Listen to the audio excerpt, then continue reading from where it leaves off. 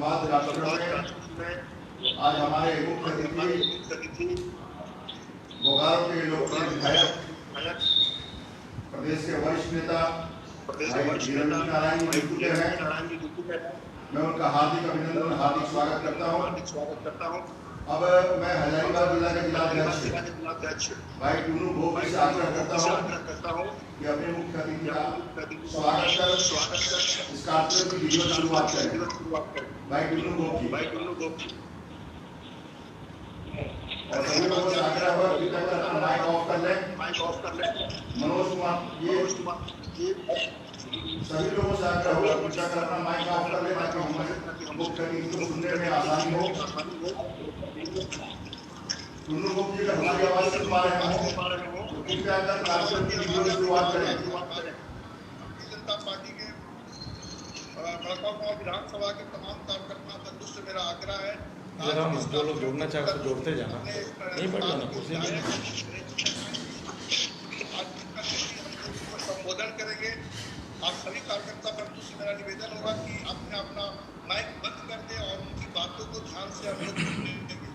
माननीय विधायक जी से मेरा आग्रह होगा कि आप अपना शुरू करें। बहुत बहुत धन्यवाद टूनू गोप जी। यहाँ झारखंड प्रदेश भारतीय जनता पार्टी कार्यालय के स्टूडियो में मौजूद हमारे बड़े भाई के तरह और जिनसे बहुत कुछ हमने युवा मोर्चे में सीखा है, ऐसे पूर्व प्रदेश अध्यक्ष, पार्टी के विभिन्न पदों पर रहे, प्रदेश महामंत्री रहे श्रीमान बालमुकुंद सहाय जी, हमारे मित्र योगेंद्र जी,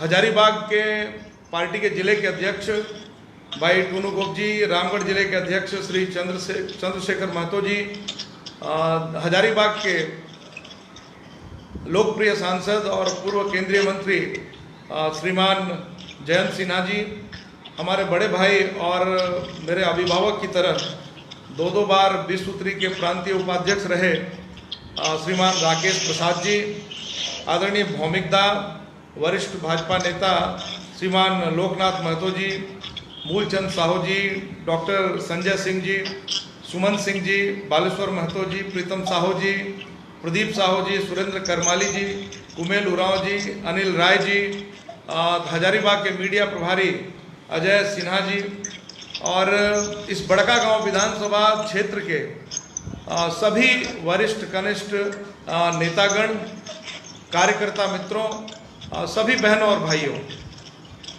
बहुत अच्छा लग रहा है कि आज वीडियो कॉन्फ्रेंसिंग के माध्यम से आपसे जुड़ने का अवसर मिला है।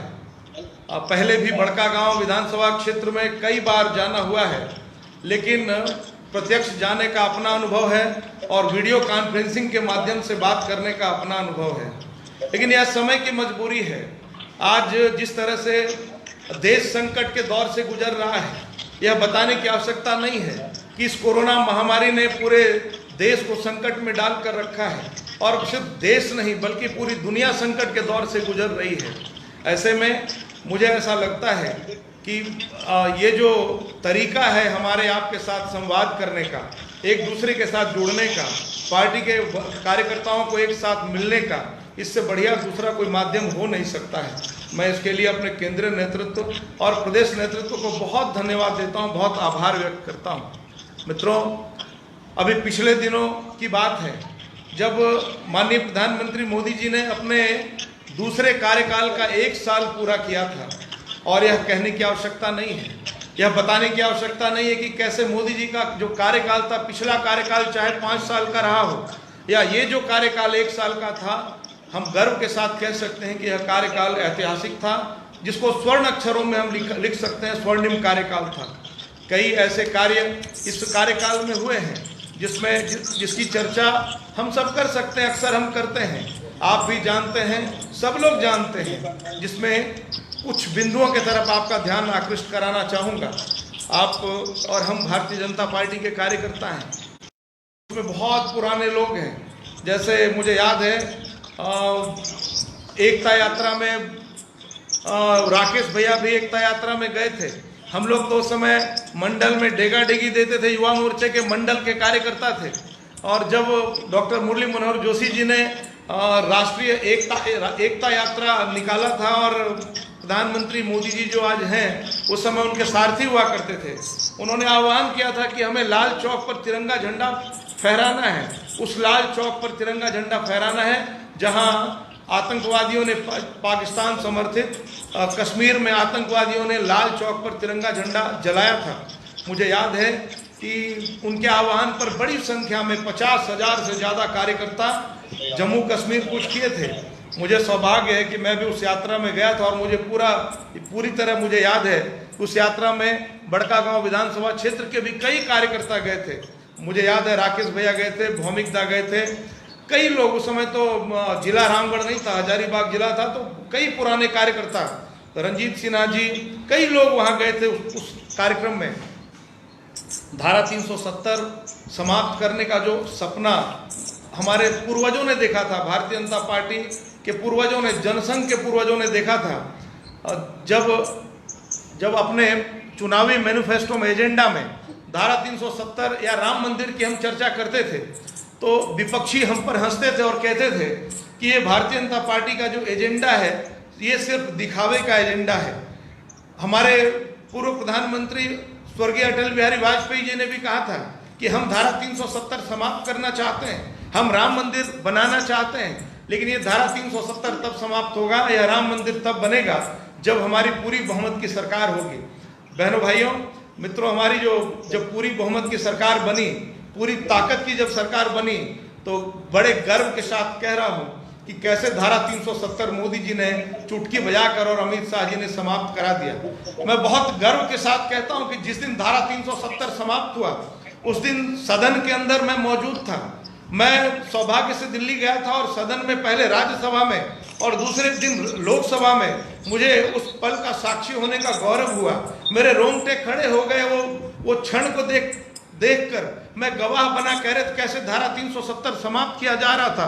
जब माननीय गृह मंत्री जी श्रीमान अमित शाह जी ने उस संकल्प को सदन के पटल पर लाया तो रोंगटे खड़े हो गए हमारे, क्योंकि हम लोगों ने तो बचपन से वो नारा गढ़ा था। वो नारा हम कहते थे कि जहां हुए बलिदान मुखर्जी वह कश्मीर हमारा है और जो कश्मीर हमारा है वह सारे का सारा है।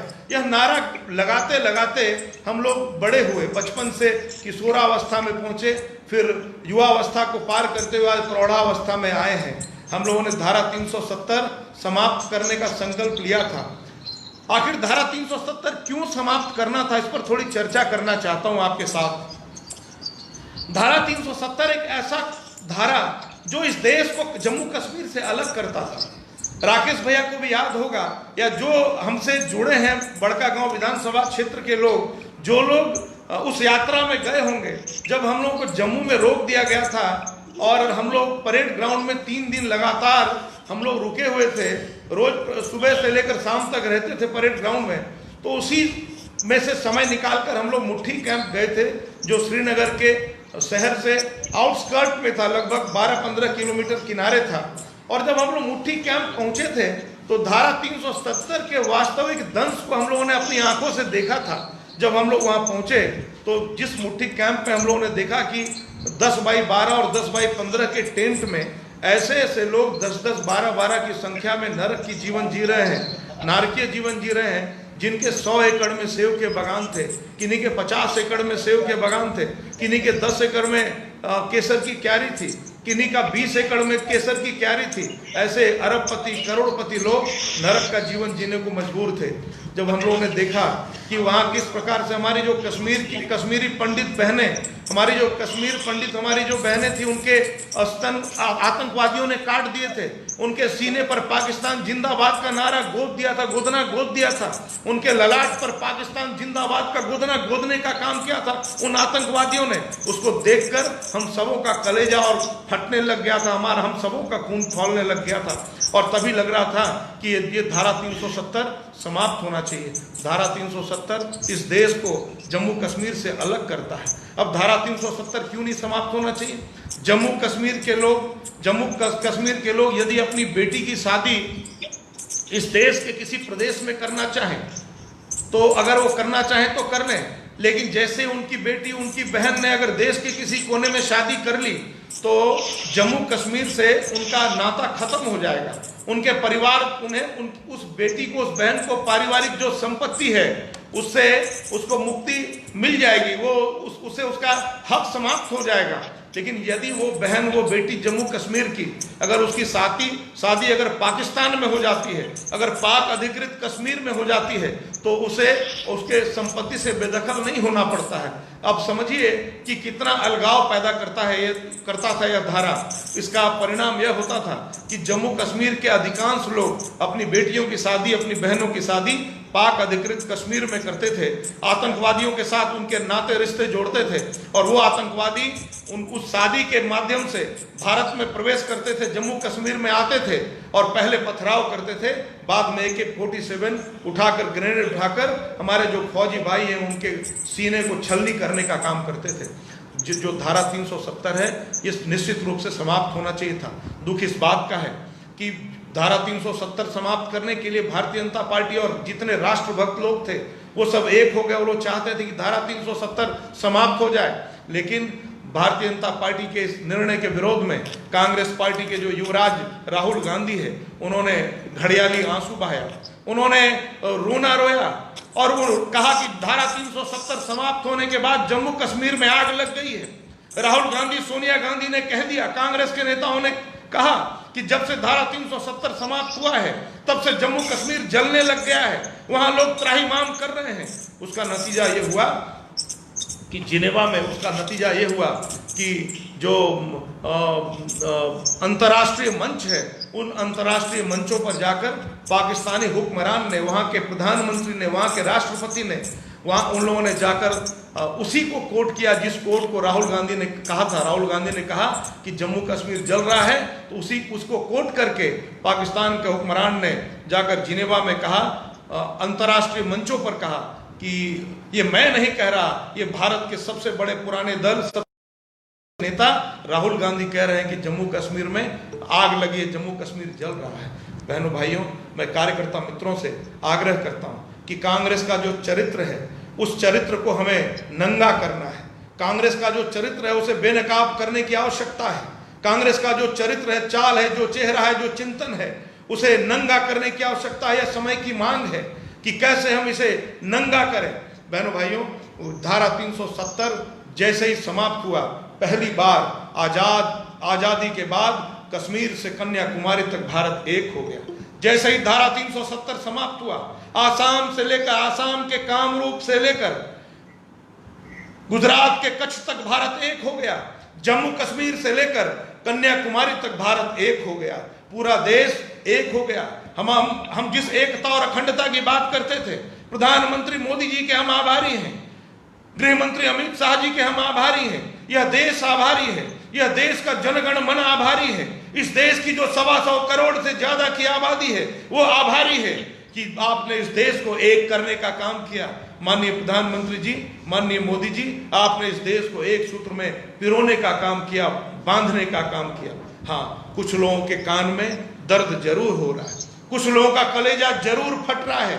जो लोग आज भी जो अलग अलग तरह का चोला ओढ़े हैं उनका कलेजा जरूर फट रहा है। जो रहते हिंदुस्तान में हैं, जो खाते हिंदुस्तान का है लेकिन गाते पाकिस्तान का है, उनका कलेजा जरूर फट रहा है। और दुख इस बात का है, ऐसे में सिर्फ पाकिस्तानी नहीं है, ऐसे में यहाँ भी राष्ट्रद्रोही लोग नहीं हैं। जबकि कांग्रेस पार्टी का लिबादा ओढ़े राहुल गांधी जैसे लोग, सोनिया गांधी जैसे लोग और उस प्रकार के भी जो लोग जो देश के दुश्मन होने का परिचय दे रहे हैं, जो इस प्रकार का कदम उठा रहे हैं, जो रहते हिंदुस्तान में हैं लेकिन गाते पाकिस्तान का हैं, वैसे लोगों के हम विरोधी जरूर हैं। और भारतीय जनता पार्टी का एक एक कार्यकर्ता उनका विरोध करता है। जो रहेंगे हिंदुस्तान में, गाएंगे पाकिस्तान का, एक मिनट भी यहाँ रहने का अधिकार नहीं है। उनको बंगाल की खाड़ी में पहुंचाने का काम यदि कोई करेगा तो भारतीय जनता पार्टी का कार्यकर्ता करेगा, राष्ट्रवादी कार्यकर्ता करेगा। बहनों भाइयों, थोड़ी सी चर्चा हम समान नागरिकता कानून की करना चाहते हैं। समान नागरिकता कानून 1947 में देश आजाद हुआ। आजादी के बाद क्या यह सत्य नहीं है कि पाकिस्तान में बड़ी संख्या में जो वहां के अल्पसंख्यक थे, चाहे वो हिंदू हों, बौद्ध हो, सिख हो, ईसाई हो, पारसी हो, जैन हो, उनके साथ भेदभाव किया जाता था, उनके साथ अत्याचार होता था, उनकी बहन बेटियों के साथ पाकिस्तान में आज भी बलात्कार हो रहे हैं। क्या यह सत्य नहीं है कि पाकिस्तान में वहां जो अल्पसंख्यक हैं उनके साथ दोयम दर्जे के नागरिक का व्यवहार होता रहा है? पहले भी कई बार मांग उठता रहा कि उनको भी जीने का अधिकार है, उनको भी मानवता के नाते जीने का अधिकार है, उनको भी अधिकार मिलना चाहिए। लेकिन उन्होंने इस पर ध्यान नहीं दिया, पिछली सरकारों ने ध्यान नहीं दिया। हमारी सरकार ने इस पर ध्यान दिया, और जब हमारी सरकार ने एक कानून बनाया, जब कानून बनाया तो विरोध करने लगे कांग्रेस के लोग, और कांग्रेस के लोग कहने लग गए कि नहीं, ये जो कानून लाया है भारतीय जनता पार्टी की सरकार ने, इससे जो मुसलमान भाई हैं उनकी भावना को ठेस पहुंचेगी। ये जो कानून लाया है, इस कानून के चलते जो मुस्लिम हैं उनको यहां से भगा देने का, पाकिस्तान भगा दिया जाएगा, मुसलमानों को भारत से बांग्लादेश भगा दिया जाएगा। भारतीय जनता पार्टी के जो हमारे मित्र हैं उनकी जवाबदेही सबसे ज्यादा है कि जनता में जो असमंजस है, जनता इस असमंजस को दूर करे, और जनता में जो असमंजस है भारतीय जनता पार्टी के कार्यकर्ता उसको दूर करने का काम करें, और वो कहें, उनको बताने का काम करें कि ये जो कानून लाया है भारत सरकार ने, मोदी जी ने, अमित शाह जी ने, ये जो कानून है इससे किसी की नागरिकता छीनी नहीं जाएगी। ये जो कानून है नागरिकता देने का कानून है, नागरिकता छीनने का कानून नहीं है। मोदी जी, आपने मानवता का मिसाल कायम किया है, अमित शाह जी ने मानवता का मिसाल कायम किया है। आज जो हिंदू समाज के लोग हैं, पारसी समाज के लोग हैं, चाहे पाकिस्तान में रह रहे हैं, श्रीलंका में रह रहे हैं, 71 के बाद बांग्लादेश में रह रहे हैं, या अफगानिस्तान में रह रहे हैं, ये सारे लोग मोदी जी को दुआ देने का काम कर रहे हैं, भारतीय जनता पार्टी की सरकार को दुआ देने का काम कर रहे हैं। थोड़ी सी चर्चा उन मुस्लिम बहनों की करना चाहता हूं जिनके साथ कोई और अत्याचार नहीं कर रहा था। उनके साथ अगर अत्याचार कर रही थी कोई पार्टी, तो कांग्रेस पार्टी कर रही थी। उनके साथ अगर कोई अत्याचार कर रहा था तो उनके जो हमारे मुस्लिम बहनें हैं उनके पति कर रहे थे अत्याचार, उनका परिवार उनके साथ अत्याचार कर रहा था। लेकिन मोदी जी ने कहा कि हम अपनी बहनों के साथ अत्याचार नहीं होने देंगे। हमने तो बहनों का सम्मान किया है, हमने तो माताओं का सम्मान किया है, हमने तो नारियों का सम्मान किया है। हमने तो यही पढ़ा सीखा और जाना है कि यत्र नार्यस्तु पूज्यन्ते रमन्ते तत्र देवता। हमने इसको अपना मूल मंत्र माना है, और इसलिए मोदी जी ने समान नागरिकता कानून को लाया है। और इस नागरिकता कानून को लाने के बाद जो मुस्लिम समाज की बेटियां हैं वो भी खुली हवा में अब सांस लेने लग जाएंगी। मोदी जी ने क्या किया? मोदी जी ने तो माननीय सुप्रीम कोर्ट को सलाह दिया, और माननीय सुप्रीम कोर्ट के सलाह के बाद यह कानून बन गया है। अब हमारी जो मुस्लिम बहनें हैं वो भी हिंदू बहनों की तरह खुली हवा में अब सांस ले सकती है। बहनों भाइयों मित्रों, थोड़ी सी चर्चा राम मंदिर की भी करना चाहता हूं। आखिर राम मंदिर हमारे जो इस देश में जो 100 करोड़ से ज्यादा हिंदू आबादी है उनकी आस्था का केंद्र था राम मंदिर। याद करिए श्रद्धेय आडवाणी जी को, जिन्होंने रथ यात्रा प्रारंभ किया था। सोमनाथ से अयोध्या तक की उस रथ यात्रा के प्रकरण को याद करिए। उन्होंने जो आंदोलन खड़ा किया था पूरे देश में राम मंदिर बनाने के लिए, और बड़का गांव से जुड़े जो भी लोग मुझसे जुड़े हैं आज इस वीडियो कॉन्फ्रेंसिंग के माध्यम से, अथवा नहीं जुड़े हैं, मैं पूरे विश्वास के साथ कहता हूं कि आपने भी शिला पूजन के दरमियान जरूर 5 ईंट का शिला पूजन करके अयोध्या जरूर भेजने का काम किया था। आज आप भी गौरवान्वित हो रहे होंगे कि वो घड़ी आ गई है जब हम नारा लगाते थे, वर्षों से नारा लगाते रहे कि सौगंध राम की खाते हैं हम, मंदिर वहीं बनाएंगे। आज वो घड़ी आ गई है, और वो घड़ी इसलिए आई है कि हमने सौगंध खाई थी, भारतीय जनता पार्टी के कार्यकर्ताओं ने सौगंध खाई थी। श्रीमान नरेंद्र मोदी जी ने सौगंध खाई थी, अमित शाह जी ने सौगंध खाई थी। बड़कागांव विधानसभा क्षेत्र के और हजारीबाग लोकसभा क्षेत्र के भी एक एक कार्यकर्ताओं ने सौगंध खाई थी। झारखंड के एक एक कार्यकर्ता ने सौगंध खाई थी कि हमको राम मंदिर बनाना है। वो दिन दूर नहीं है जब आने वाले 2, 4, 5 दिन, सप्ताह, 10 दिन के अंदर किसी भी समय अयोध्या में भव्य राम मंदिर का निर्माण का रास्ता प्रशस्त हो जाएगा। जब मार्ग प्रशस्त हो जाएगा, राम मंदिर बनने के दिशा में भव्य राम मंदिर बनेगा और आने वाले समय में जल्दी ही भव्य राम मंदिर बनकर तैयार हो जाएगा। गर्व के साथ एक एक भारतीय जनता पार्टी के कार्यकर्ताओं का सीना चौड़ा हो जाएगा। मोदी जी, सिर्फ आपका सीना 56 इंच का नहीं हुआ है, आपने देश को जिस प्रकार से मजबूती दी है, भारतीय जनता पार्टी के एक एक कार्यकर्ता का सीना चौड़ा हो गया, 56 इंच का हो गया। बहनों भाइयों, थोड़ी सी चर्चा मैं कोविड-19 की करना चाहता हूं और इस दरमियान जो परिस्थितियां आई हैं इस देश में उसकी करना चाहता हूं। कोविड-19 ये जो महामारी है, इसके बाद जो देश में स्थिति उत्पन्न हुई है, कभी कल्पना करिए, सोचिए कि मोदी जी के अलावा यदि कोई कमजोर कलेजे का व्यक्ति इस देश का प्रधानमंत्री होता, कल्पना करिए यदि कोई कांग्रेसी प्रधानमंत्री होता, मनमोहन सिंह टाइप का प्रधानमंत्री होता, यदि राहुल गांधी टाइप का व्यक्ति अगर प्रधानमंत्री होता तो इस देश का क्या होता। याद करिए, एक ये भी दौर था जब इस देश में प्रधानमंत्री मनमोहन सिंह हुआ करते थे और पर्दे के पीछे से शासन सोनिया गांधी करती थी।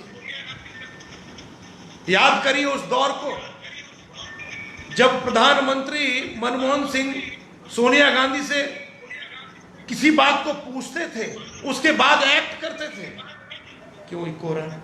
याद करिए उस दौर को जब पाकिस्तान के सैनिक आते थे, हमारे सैनिकों का गर्दन काटकर ले जाते थे, और जब हमारे बहादुर सैनिक प्रधानमंत्री जी से पूछते थे, सेना अध्यक्ष पूछते थे कि आप आदेश दीजिए, हम हमला करना चाहते हैं पाकिस्तान की तरफ, तो मनमोहन सिंह कहते थे पहले सोनिया मैडम से पूछूंगा, सोनिया माता से पूछूंगा। और सोनिया मैडम कहती थी अभी रुक जाओ, अभी रुको, अभी वो घड़ी नहीं आई है कि उधर गोली चलाई जाए, उधर गोला चलाई जाए। सोनिया मैडम को इस देश के प्रति कभी प्यार हो ही नहीं सकता बहनों भाइयों। इसलिए नहीं हो सकता कि वो 7 समंदर पार से आई महिला है। 7 समंदर पार इटली से आई महिला को इस भारत माता के प्रति दर्द हो ही नहीं सकता। अगर इस मिट्टी के प्रति, इस देश के प्रति किसी को दर्द हो सकता है तो सिर्फ भारतीय जनता पार्टी के कार्यकर्ताओं को दर्द हो सकता है। इसलिए दर्द हो सकता है कि हमने यही पढ़ा सीखा और जाना है कि तेरा वैभव अमर रहे मां, हम दिन 4 रहे ना रहे। बहनों भाइयों, कोविड-19 के बाद जिस प्रकार की स्थितियों का निर्माण हुआ, एक तरफ मोदी जी ने दृढ़ इच्छा शक्ति के साथ पूरे देश को लॉकडाउन कराने का काम किया, पूरा देश लॉकडाउन हो गया, और उसी का परिणाम था कि एक तरफ स्वास्थ्य के दृष्टिकोण से जो अग्रणी देश थे, चाहे अमेरिका हो, चाहे जर्मनी हो, चाहे इटली हो, चाहे फ्रांस हो, दुनिया का कोई भी विकसित देश जो स्वास्थ्य के दृष्टिकोण से उनसे बहुत आगे हैं, उनके यहां बड़ी संख्या में मौत हो रही थी। लेकिन जब आप तुलना करेंगे अमेरिका से, जर्मनी से, इटली से, फ्रांस से भारत की, तो आप पाएंगे कि हम बहुत सुरक्षित हैं। मोदी जी को धन्यवाद देता हूं। मोदी जी ने एक कठोर निर्णय लिया, पूरे देश को लॉकडाउन कराने का निर्णय लिया। आज देश लॉकडाउन अगर हो गया तो आप एक आंकड़ा आपके समक्ष रख रहा हूं कि जहां पूरे देश में, पूरे दुनिया में जो मौत का आंकड़ा है वो एवरेज 3.5 से लेकर 4.5 है, वहीं हमारे इस देश का जो आंकड़ा है वो 0.05 भी नहीं है। कल्पना कर लीजिए कि हम कितने सुरक्षित हाथों में हैं, यह देश कितने सुरक्षित हाथों में है। और इस कोविड-19 के दरमियान और कितने कितने तरह की बातें हुई। याद करिए आंध्र प्रदेश में कैसे गैस रिसाव हुआ, बड़ी संख्या में वहां मौत हुई, लेकिन मोदी जी ने एक तरफ कोविड-19 से इस देश को लड़ा, देश को बचाने का काम किया, दूसरे तरफ वो गैस रिसाव से कैसे हमारे लोग बचे उसकी भी चिंता मोदी जी ने की। उसी बीच जो तूफान आया, उस तूफान के संकट से भी इस देश को बचाने का काम किया, अम्फन तूफान से मोदी जी ने। और उसके अलावा जो पाकिस्तानी घुसपैठ करा रहा पाकिस्तान, उससे भी हमारी सेना लोहा ले रही है। और प्रधानमंत्री मोदी जी, गृह मंत्री राजनाथ सिंह जी, गृह मंत्री क्षमा करें अमित शाह जी और रक्षा मंत्री माननीय राजनाथ सिंह जी उस मोर्चे पर भी लोहा लेने का काम कर। बहनों भाइयों, चीन भी आंखें तरेरने का काम इसी कोविड-19 के दरमियान कर रहा है। कोविड-19 आखिर किसकी देन है? कोविड-19 तो इसी चीन का दत्तक पुत्र है। कोविड-19 इसी चीन का पाला हुआ कुपुत्र है। और इसी चीन ने हमारी जो सीमा है, हमारी सीमा के तरफ अपनी बुरी निगाह उठाकर देखने का काम किया है। धन्यवाद देता हूं मोदी जी को और हमारे जो बहादुर सैनिक हैं जिन्होंने लड़ने का काम किया, निहत्थे लड़ने का काम किया। अब जब निहत्थे लड़ने का काम किया तो भी कांग्रेस का जो युवराज है, जो कांग्रेस का नेता राहुल गांधी है, वो सवाल करता है कि खाली हाथ किसने भेजा, क्यों गया खाली हाथ। अरे अकल के अंधे, अरे अकल से पैदल, अरे अकल के दुश्मन राहुल गांधी, जरा इतिहास में झांक कर देख लो। अगर चीन और की ओर अगर हमारी सेना गई है, निहत्थे गई है, तो इसीलिए गई है कि तुम्हारे पूर्वज ने, तुम्हारे बाप ने, तुम्हारी नानी ने, तुम्हारे नाना ने मजबूर किया हमारी सेना को निहत्थे भेजने के लिए। अगर पंचशील के सिद्धांत पे तुम्हारे बाप दादाओं ने दस्तखत नहीं किए होते, अगर चीन के साथ समझौता नहीं किया होता कि भारत और चीन की जो सेनाएं हैं अगर कभी भी जाएंगी तो निहत्थे जाएंगी, तो हमारी सेनाएं कभी खाली हाथ नहीं जाती। हमारी सेनाओं में वो ताकत है, हमारी सेनाओं के सीने में वो ताकत है, वो जज्बा है कि भले चीन के पास चाहे कितने भी अत्याधुनिक हथियार हो जाएं, लेकिन उसके पास वो कलेजा कभी नहीं हो सकता जो भारत माता के सीने को छलनी कर सके। वो कलेजा कभी चीन के पास 5 फुटिए चीन के पास, जिसकी हाइट ही 5 फुट है, उस 5 फुटिए चीन के पास वो कलेजा कभी नहीं हो सकता जो हमारे भारत माता के सीने को छलनी कर सके। मोदी जी, आपने जिस तरीके से चीन में हमारी सेनाओं को एक्टिवेट कराने का काम किया है, आज जिस तरह से गतिविधियां आपने बढ़ा दी है, आज चीन भी सोचने को मजबूर है। आज पूरी दुनिया भारत के साथ खड़ी हो रही है। आज पूरी दुनिया अगर चीन को किनारे कर दिया है तो उसके लिए भी आपका जो नेतृत्व है वो सर आंखों पर बोल रहा है। आपका जो नेतृत्व है उसको प्रणाम करता हूं, उसको धन्यवाद देता हूं। जिस तरह से आपने 20 लाख करोड़ का पैकेज देकर भारत को आत्मनिर्भर बनाने का की ओर कदम बढ़ा दिया है, यह भी आप में एक अभूतपूर्व कदम है। बहनों भाइयों, 20 लाख करोड़ का जो पैकेज है कोई साधारण बात नहीं है। 20 लाख करोड़ के पैकेज से पूरी दुनिया को हम आकर्षित करने जा रहे हैं। पूरी दुनिया में 75% से ज्यादा जो दुनिया की बाजार है उसमें चीन का आधिपत्य था, लेकिन इस कोरोना संक्रमण के बाद पूरी दुनिया का मोह भंग चीन से हो गया है और अब पूरी दुनिया भारत की ओर देख रही है। जापान, अमेरिका, फ्रांस सहित कई देशों ने कह दिया कि हम चीन से अपना निवेश वापस ले लेंगे और निवेश वापस लेने का काम भी वो कर रहे हैं। मोदी जी ने वक्त की नजाकत को समझते हुए जो 20 लाख करोड़ का पैकेज देने का काम किया है, इसके फलस्वरूप आज पूरी दुनिया भारत में चीन का जो बाजार, चीन का जो उद्योग धंधा था वो अब चौपट होगा और भारत का जो लघु उद्योग है, जो एमएसएमई उद्योग है, इसको बढ़ावा मिलेगा। मैं आप सबों को, भारतीय जनता पार्टी के जो हमारे मित्र हैं, उनके माध्यम से मैं आग्रह करता हूं कि आप इस विषय को जनता के बीच पहुंचाने का काम करें कि अब भारत में भारत के जो लघु उद्योग हैं, जो मध्यम उद्योग हैं, जो MSME हैं, जो स्मॉल स्केल इंडस्ट्रीज हैं, उसमें गुणात्मक परिवर्तन आएगा। अब हमारा उद्योग धंधा बढ़ेगा, हमारे यहाँ रोजी रोजगार बढ़ेंगे, हमारे मजदूरों को काम मिलेगा, हमारे जो बेरोजगार नौजवान हैं उनको काम मिलेगा, हमारे जो मजदूर किसान भाई हैं उनके हाथ मजबूत होंगे, खुशहाल होंगे। ये जो 20 लाख करोड़ का जो पैकेज है, इससे भारत हमारा मजबूत होगा और दुनिया का बहुत ताकतवर देश होगा। बहनों भाइयों, मैं आपको विश्वास दिलाता हूं कि दुनिया की जो दारोगाई है अमेरिका की, वो खत्म होने वाली है। वो दिन दूर नहीं जब दुनिया का दारोगा अमेरिका नहीं भारत होगा, और दुनिया का दारोगा भारत होगा और उसके प्रधानमंत्री नरेंद्र भाई मोदी होंगे। मैं आपको विश्वास दिलाता हूं। बहनों भाइयों, थोड़ी सी चर्चा इसके अलावा अगर झारखंड सरकार की अगर ना करूं, कितना मिनट हो, अगर ना करूं तो शायद बेईमानी होगा। जिस प्रकार से भारतीय जनता पार्टी की सरकार ने काम किया था, जिस प्रकार भारतीय जनता पार्टी की सरकार ने रघुवर दास जी के नेतृत्व में पिछले 5 साल में विकास के नए मापदंड गढ़े थे, मानदंड गढ़े थे, ऐतिहासिक विकास का काम किया था, यह किसी से छिपी नहीं है, यह बताने की आवश्यकता नहीं है। हम तो अटल बिहारी वाजपेयी की संतानें हैं, उनके बताए हुए आडवाणी जी के रास्ते पर चलने वाले लोग हैं। अटल बिहारी वाजपेयी जी हम हमेशा कहा करते थे कि हम तो निर्माण के अग्रदूत हैं। लेकिन ये जो झारखंड मुक्ति मोर्चा की सरकार कांग्रेस पार्टी और JMM के नेतृत्व में चल रही है, जिसके मुखिया हेमंत सोरेन जी हैं, ये विध्वंस के अग्रदूत हैं, ये प्रलय के पुजारी हैं। मित्रों, 5 साल में जितना कुछ हुआ बताने की आवश्यकता नहीं कि पिछले 50 साल में नहीं हुआ था, लेकिन इन 5 महीनों में 6 महीनों में जो झारखंड का बेड़ा गर्क हेमंत सोरेन जी ने किया है, इतना बेड़ा गर्क पिछले 50 साल में भी नहीं हुआ था।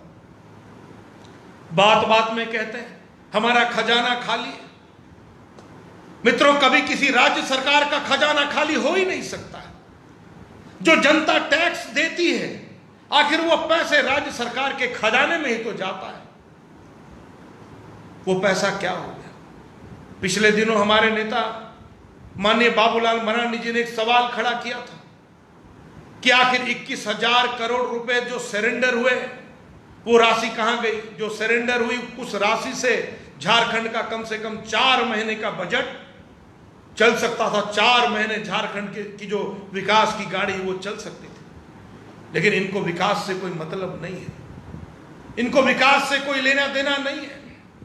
इनको ट्रांसफर और पोस्टिंग का उद्योग से मतलब है। इनको IAS IPS के ट्रांसफर पोस्टिंग में पैसे चाहिए, इनको DSP इंस्पेक्टर दारोगा में पैसे चाहिए, इनको BDO और CO के ट्रांसफर पोस्टिंग में पैसे चाहिए, इनको अधिकारी इंजीनियर के ट्रांसफर और पोस्टिंग में पैसे चाहिए।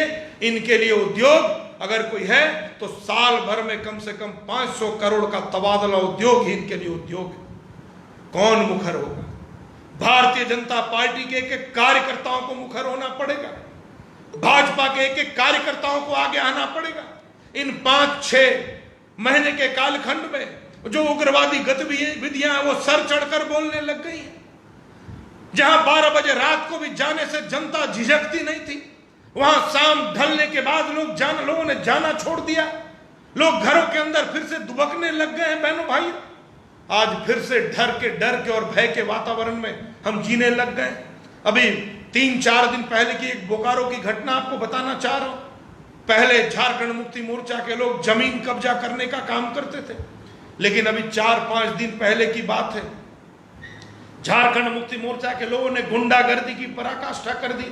वहां के जो अधिकारी कॉलोनी है, उन अधिकारियों की कॉलोनी में जहां GM और DGM लेवल के लोग रहते हैं, वहां दिन में बड़ी संख्या में घुसकर 2-2 घरों में नीचे और ऊपर ताला तोड़कर गुंडागर्दी करने का काम किया। वहां की मां बहन दहशत में है। बहनों भाई, पूरा बोकारो दहशत में। मैं कह रहा हूं कि सिर्फ बोकारो नहीं, पूरा झारखंड दहशत में। कौन चिंता करेगा? यह सरकार वित्तीय कुप्रबंधन वाली सरकार है। इस सरकार का कोई विजन नहीं है। यह सरकार किसी भी बात में सिर्फ केंद्र को कोसने का काम करती है। यह सरकार अपना ठिकरा मोदी जी के ऊपर फोड़ने का काम करती है। यह सरकार अपना ठिकरा भारतीय जनता पार्टी के ऊपर फोड़ने का काम करती है।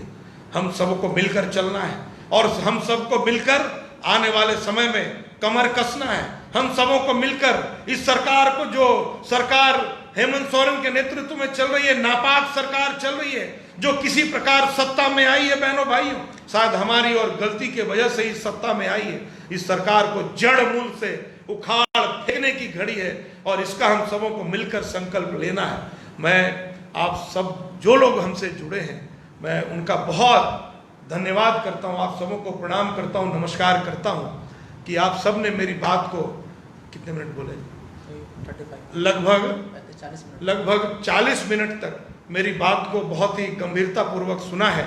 मैं आप सबों का बहुत धन्यवाद करते हुए, आप सबों का नमस्कार करते हुए, यदि और अपना हमारा जो प्रांतीय नेतृत्व, हमारा जो प्रदेश नेतृत्व है, उसका धन्यवाद करते हुए अपने प्रदेश अध्यक्ष माननीय दीपक प्रकाश जी, माननीय संगठन महामंत्री श्रीमान धर्मपाल जी का आभार व्यक्त करते हुए, हमारा जो वीडियो कॉन्फ्रेंसिंग कराने की हमारी जो पूरी टीम है उसको धन्यवाद देते हुए अपनी वाणी को विराम देना चाहता हूं। अगर आपके मन में यदि कोई सवाल हो, कोई बात हो, तो मैं आपके शंका के निदान का प्रयास करूंगा। मेरे तरफ से इतना ही, बहुत बहुत धन्यवाद। यदि कोई बात कहना चाहे, कोई रखना चाहे तो प्रयास करूंगा।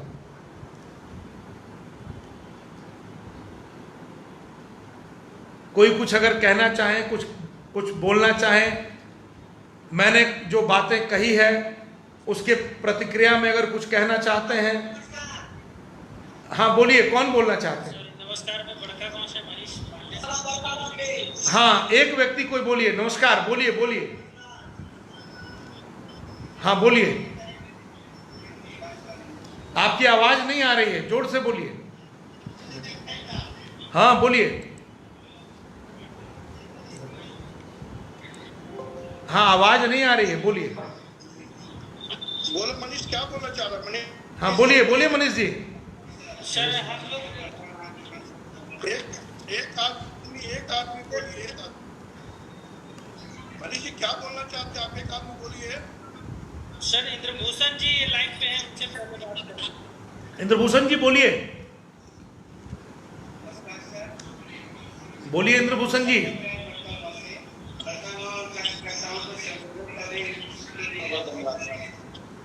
हाँ, आवाज नहीं आ रही, क्लियर आवाज नहीं आ रही आपकी, थोड़ा माइक के पास जाके बोलिए। और कोई लोग बोलेंगे? हेलो, नमस्कार। हाँ नमस्कार, बोलिए, हाँ बोलिए इंद्रभूषण जी। हाँ बोलिए इंद्रभूषण जी, बोलिए। हम लोग को थोड़ा सा दिक्कत हो गया, नेटवर्क की दिक्कत हो गई। क्या बोल रहे हैं?